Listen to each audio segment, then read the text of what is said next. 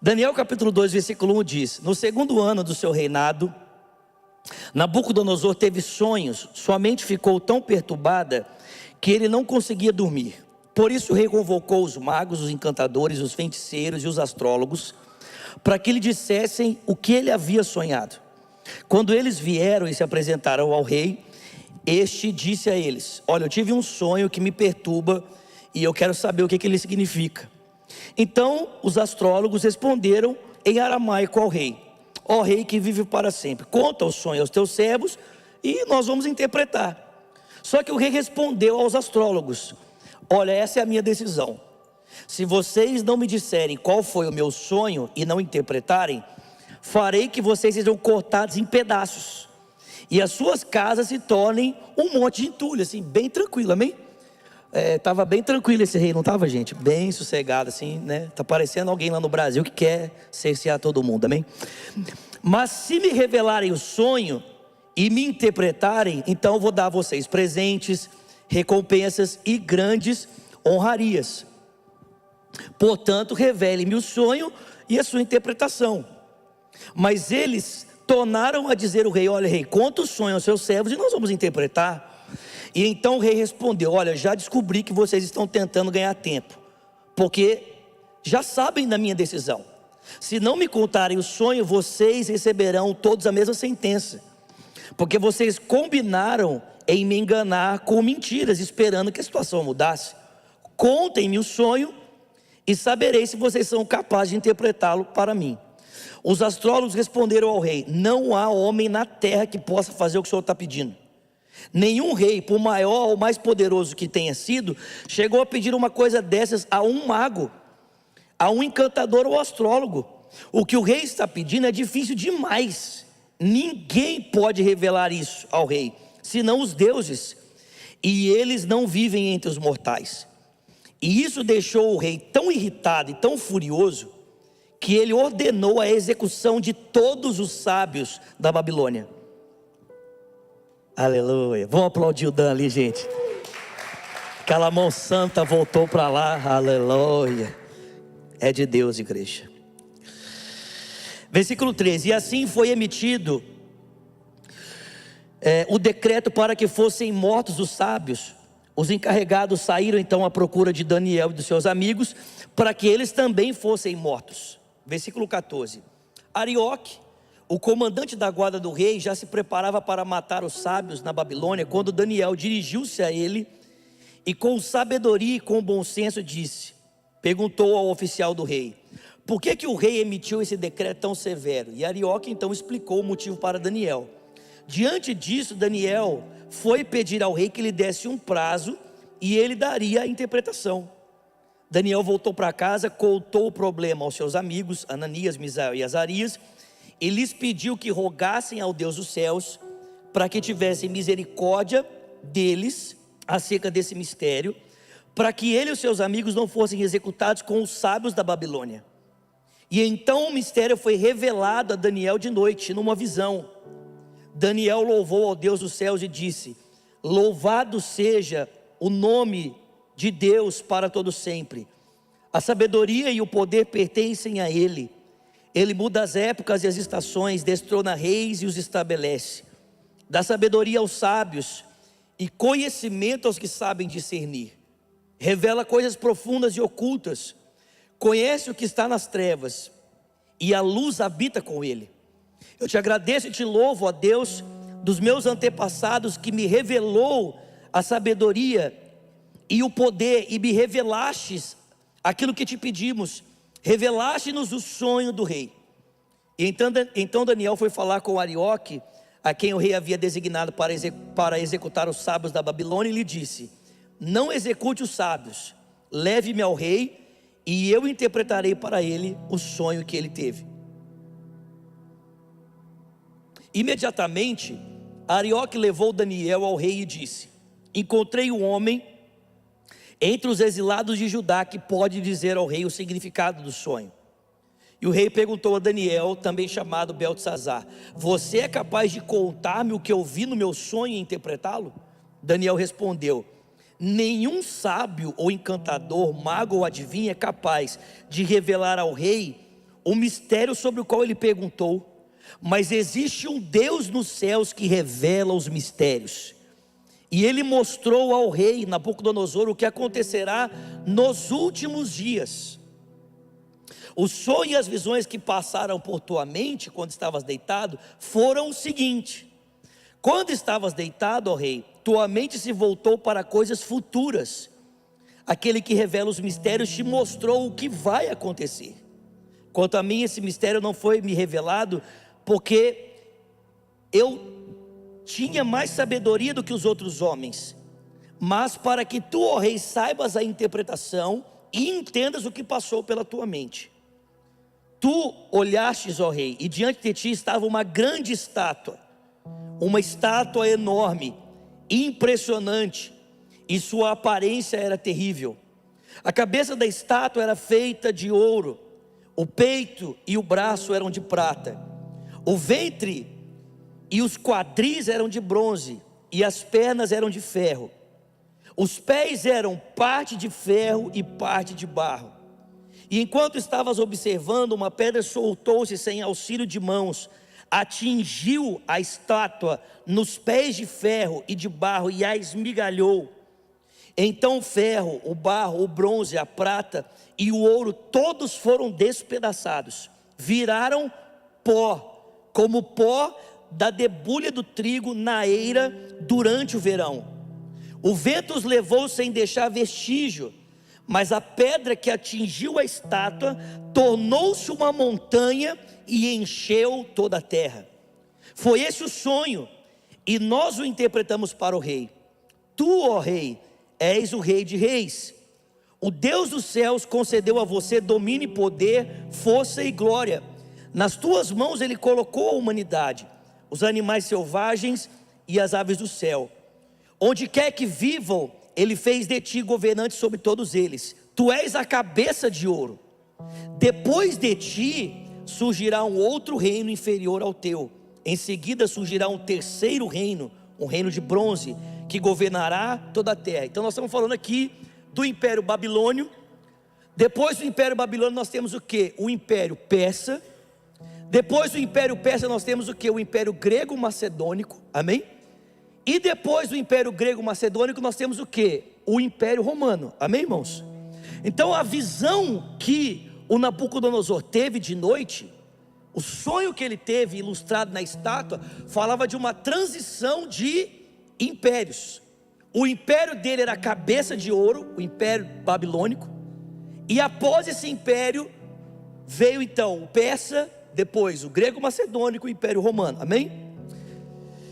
Tu és a cabeça de ouro, depois de ti surgirá um outro reino inferior ao teu, Persa, e em seguida um outro reino, um reino de bronze, que governará toda a terra, Grego Macedônico, e finalmente haverá um quarto reino, forte como o ferro, pois o ferro quebra e destrói tudo, assim como o ferro despedaça tudo, também ele destruirá e quebrará todos os outros, o Império Romano. Como vistes, os pés e os dedos eram parte de barro e em parte de ferro, e isso quer dizer que esse reino será dividido. Se você conhece a história do Império Romano, ele se tornou tão grande que ele era dividido em províncias. Existiam muitas províncias dentro desse império, para que o Império Romano desse conta de administrá-lo na sua toda extensão, na sua total extensão.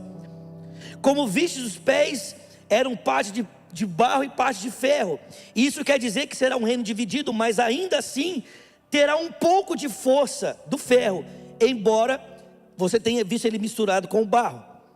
Assim como os dedos em parte eram de ferro e em parte eram de barro, assim também esse império será em parte forte e em parte frágil. E como vistes, o ferro estava misturado com o barro, o que significa que buscarão fazer alianças políticas por meio de casamentos, mas a união decorrente dessas alianças não se firmará, assim como o ferro não se mistura com o barro. Então, exemplo, se você conhece um pouquinho da história de Herodes o Grande, você sabe que para governar a Palestina, esse cara fez uma aliança política se casando com a filha de um imperador. Ou seja, o Herodes o Grande nem podia governar a Palestina, que era território judeu. Mas ele, para governar esse território, o que ele fez? ele fez uma aliança através de um casamento. Só que essas alianças não eram sustentáveis, esse império era fragmentado. E você sabe que no coração do homem todo mundo tem anseio por poder. Então uma hora era um tentando destruir o outro, amém, gente? Para que eles pudessem cada vez ter mais poder. Versículo 44. Na época desses reis, o Deus dos céus estabelecerá um reino que jamais será destruído e que nunca será dominado por nenhum outro povo. Destruirá todos os reinos daqueles reis e os exterminará, mas esse reino durará para sempre. Esse é o significado da visão da pedra que se soltou de uma montanha sem auxílio de mãos, pedra que esmigalhou o ferro, o bronze, o barro, a prata e o ouro. O Deus Todo-Poderoso mostrou ao rei o que acontecerá no futuro. O sonho é verdadeiro e a interpretação é fiel. E então o rei Nabucodonosor caiu prostrado diante de Daniel, prestou-lhe honra e ordenou que fossem apresentadas ofertas de cereal e incenso. O rei disse a Daniel: não há dúvida de que o seu Deus é o Deus dos deuses, o Senhor dos reis e aquele que revela mistérios, porque você conseguiu revelar esse mistério. Assim o rei colocou Daniel em um alto cargo e o cobriu de presentes, e o designou governante de toda a província da Babilônia, e o encarregou de todos os sábios da província. Além disso, a pedido de Daniel, o rei nomeou Sadraque, Mesaque e Abidnego administradores da província da Babilônia, enquanto o próprio Daniel permanecia na corte do rei. Amém?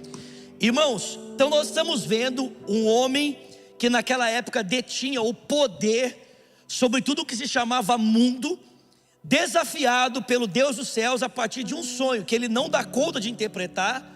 E aí ele propõe o desafio dessa interpretação para os seus sábios, os seus administradores, os seus astrólogos, que também não dão conta. E o Daniel então, por uma revelação de Deus, ele tem o conhecimento do sonho e da interpretação. E como eu já mostrei para você, a interpretação fala de uma transição de impérios, até que no final desse último império, que é feito de barro e é feito de ferro, numa tentativa de mistura que não se concretiza, uma pedra se solta, esmaga essa estátua, e essa pedra estabelece uma grande montanha, que é um reino que permanece para sempre. Amém? Esse reino é o reino de Deus. O que eu quero destacar aqui com você? Em primeiro lugar, eu acho muito interessante esse texto, Deus mostrar essa transição de impérios em uma estátua. Deus mostrar que essa transição imperial acontecendo na história é ilustrada numa estátua, é ilustrada em um objeto, ou eu poderia dizer, é ilustrada em um ídolo. Nabucodonosor vê a transição dos impérios ilustrada em um ídolo, em uma imagem. Por quê, irmãos?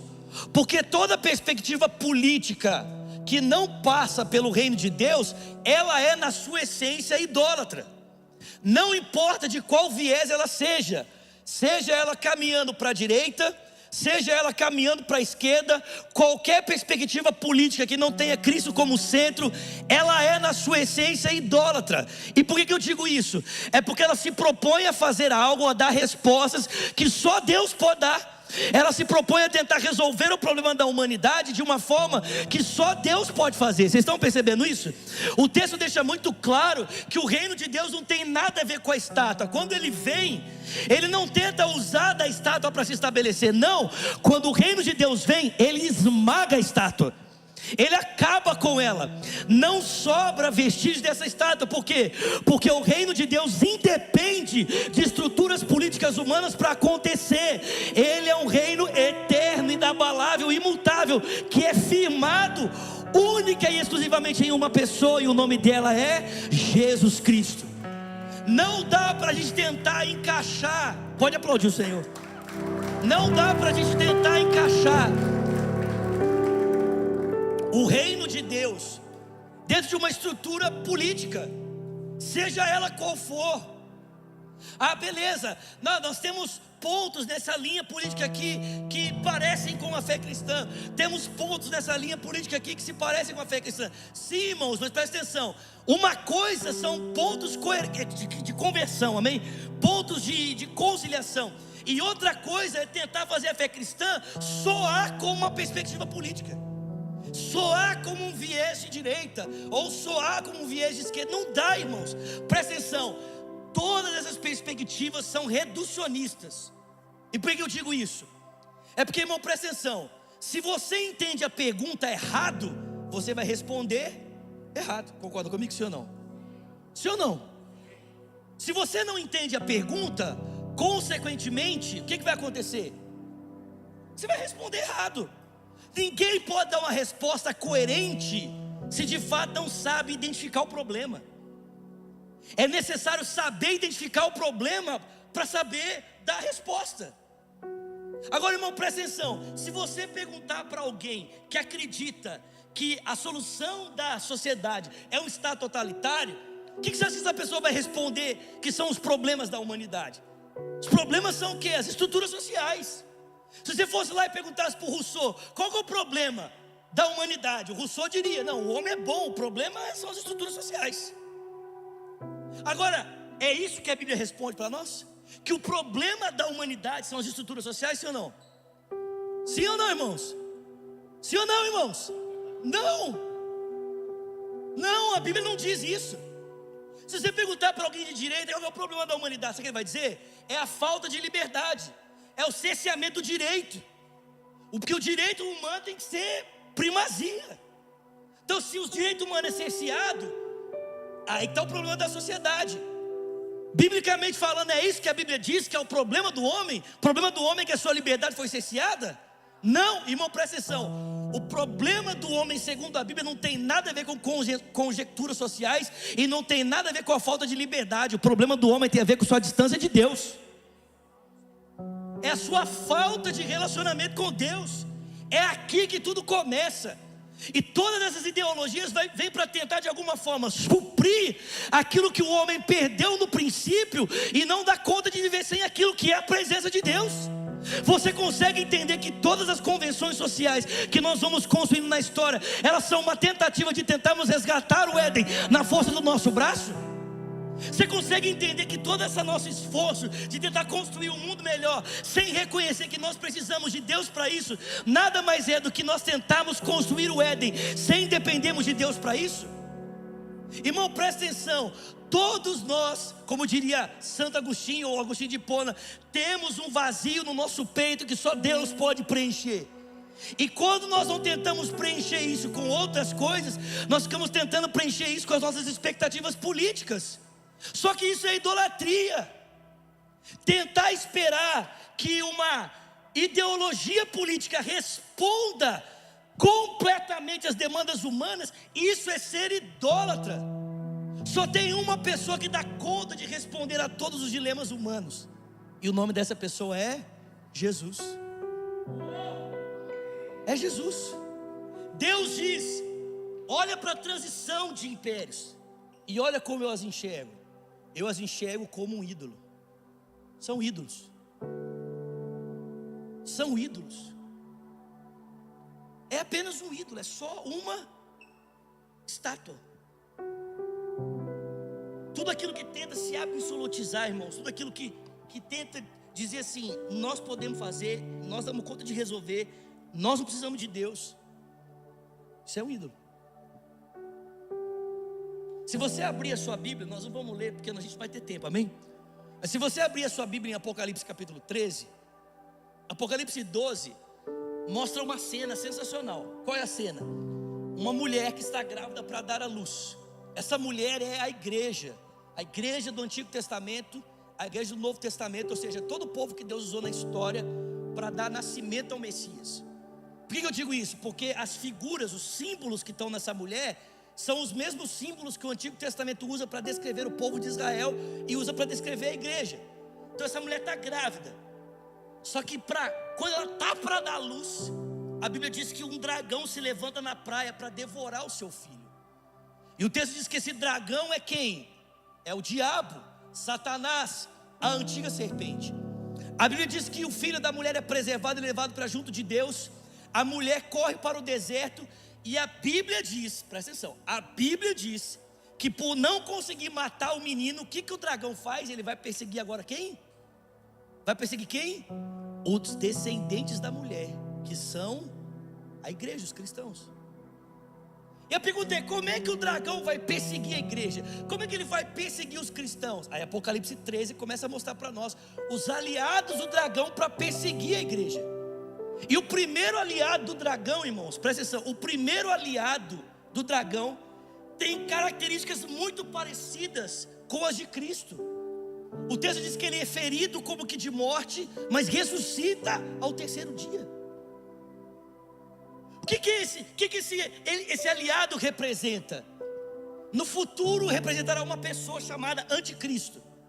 Mas nesse tempo representa todos os governos do mundo que se sentem absolutos e não querem se sujeitar a Deus, não querem se sujeitar à vontade de Deus, não querem se render a Ele na realização dos seus planos.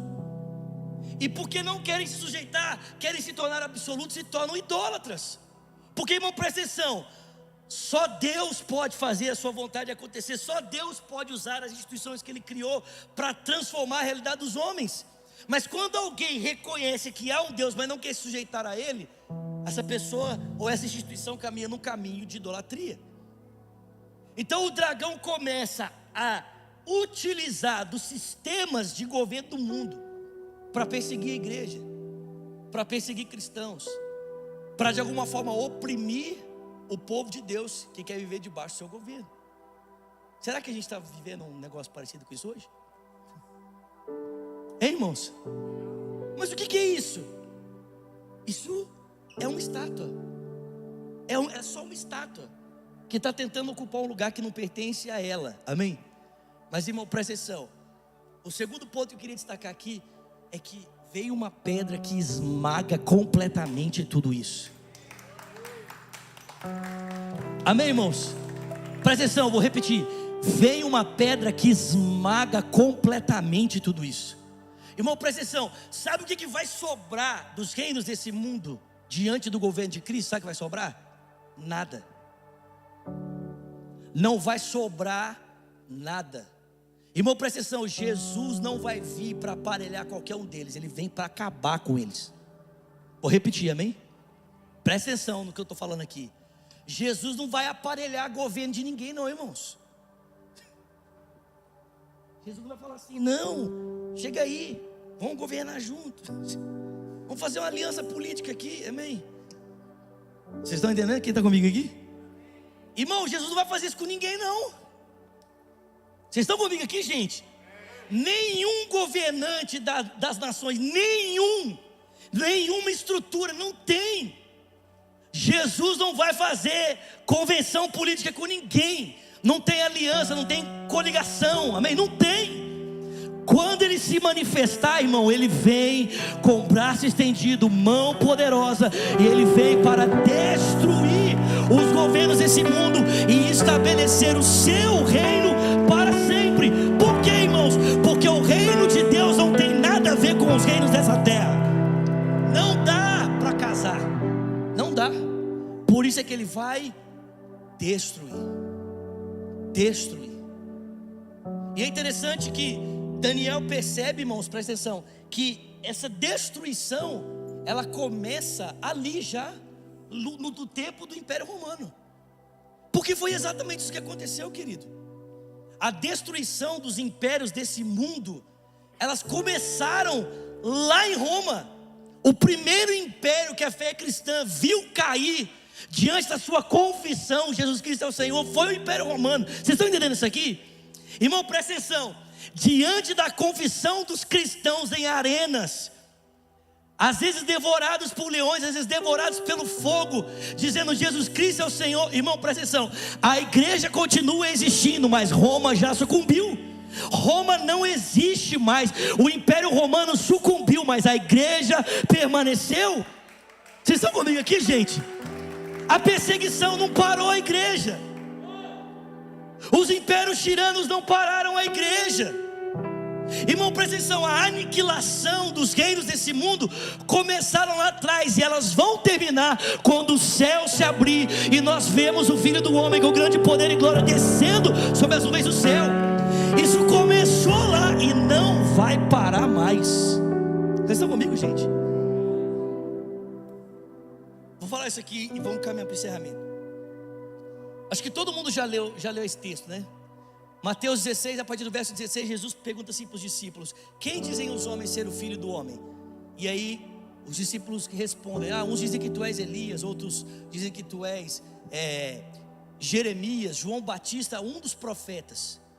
Ele pergunta: e vocês, quem vocês dizem que eu sou? E aí Pedro responde: tu és o Cristo, o Filho do Deus vivo.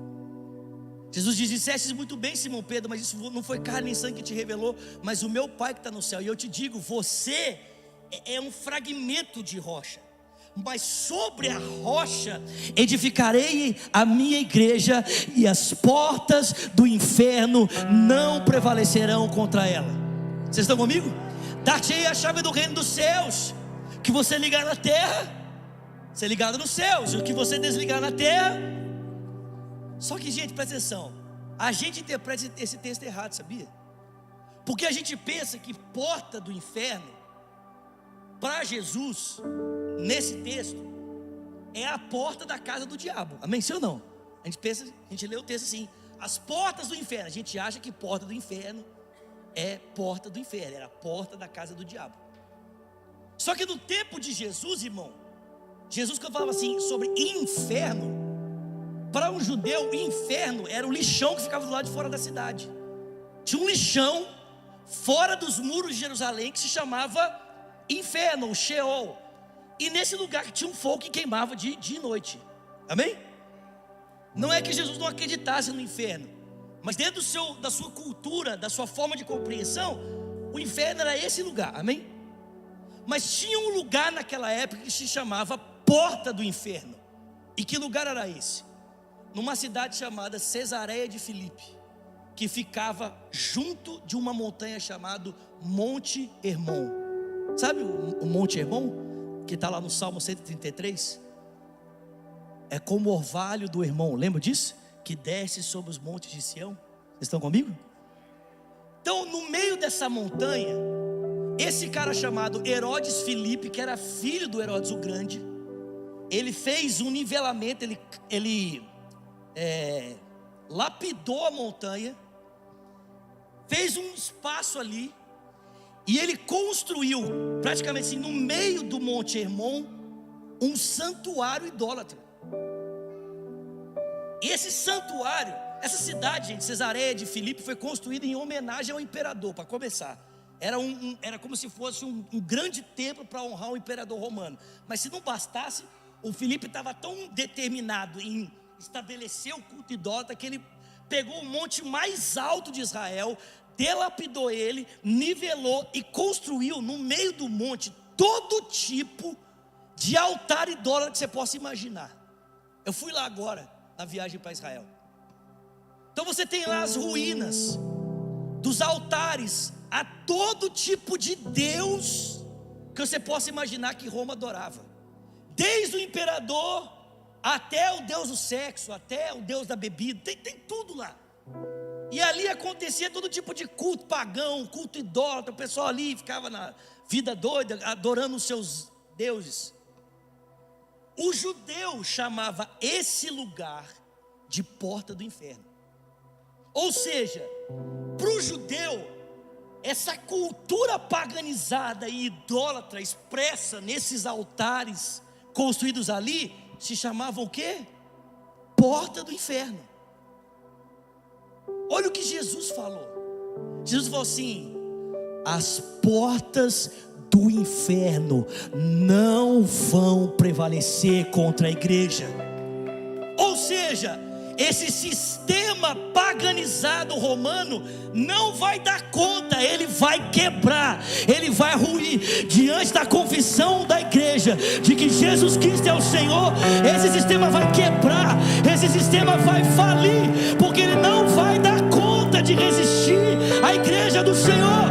Eu estou dando a vocês as chaves do reino dos céus, e eu digo para você nessa noite: nós não precisamos de uma estrutura política paganizada que sabe responder as perguntas de forma errada para tentar dar destino para a sociedade. Nós fazemos parte de um outro reino que começa a partir de uma outra fonte, que tem autoridade vinda de um outro lugar, e em nome desse reino e desse rei, nós vamos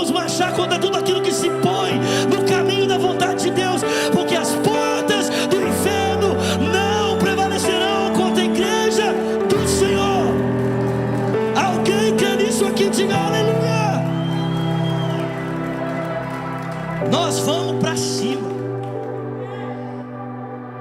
É isso, irmãos. É isso. Foi isso que Daniel viu. Ele viu um rei, um reino maior, que ao se estabelecer acabava com tudo. Não sobrava nada, só o reino dele, como uma montanha alta, estabelecida sobre tudo, que governaria todas as nações. A igreja, ela não é responsável pelo estabelecimento do reino de Deus, mas ela é responsável por sinalizar esse reino.